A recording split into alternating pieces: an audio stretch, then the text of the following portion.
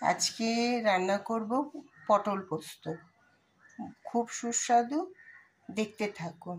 এর জন্য ইনগ্রিডিয়েন্টস লাগবে পটল ছাড়িয়ে নিয়ে গোটায় থাকবে, একটু একটু করে জাস্ট আপনারা ছুরি দিয়ে কেটে নেবেন। লঙ্কা আর পোস্ত, খুব চটজলদি, খুব ভালো লাগবে। আমি শুরু করছি। আচ্ছা, এটার জন্য কিন্তু সর্ষের তেল ইউজ হবে। এবার প্রথমেই আমি পেঁয়াজগুলো দিয়ে দিচ্ছি। এটাতে পেঁয়াজ কিন্তু একটু বেশি লাগবে।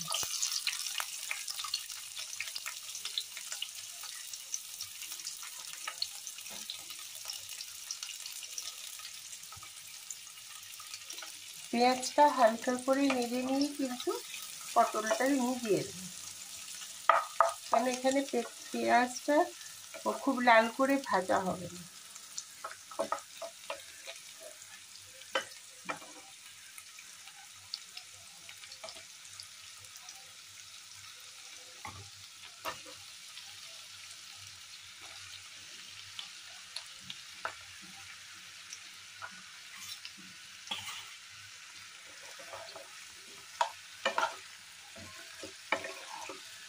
এটাকে ভালো করে ভেজে নিয়ে ফিরছি।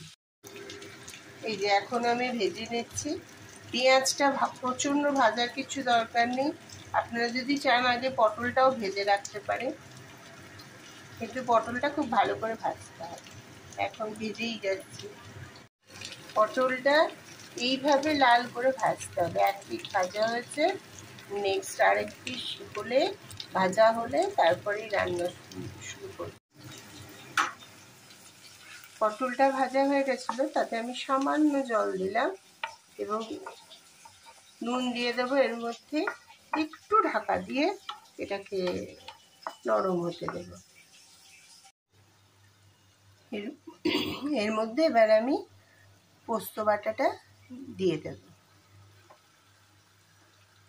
মোটামুটি এটা 2 চামচ 3 চামচ মতো লাগবে।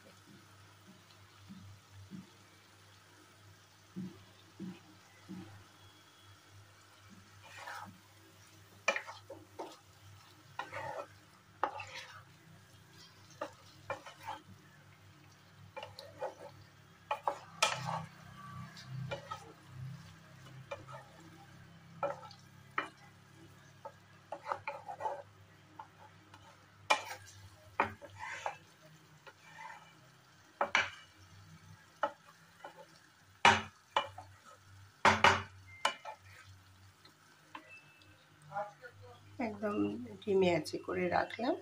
2-3 মিনিট পর নামিয়ে নেব। মোটামুটি কমপ্লিট। এর মধ্যে এবার আমি পোস্ত বাটাটা দিয়ে দেব। মোটামুটি এটা 2 চামচ 3 চামচ মতো লাগবে।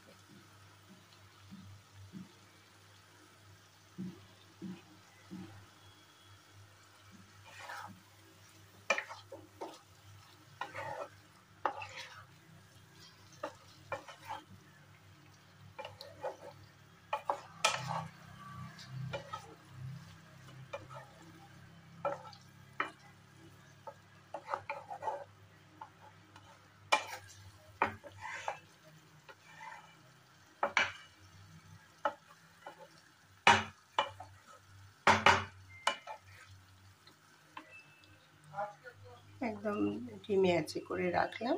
2-3 মিনিট পর নামিয়ে নেব। মোটামুটি কমপ্লিট।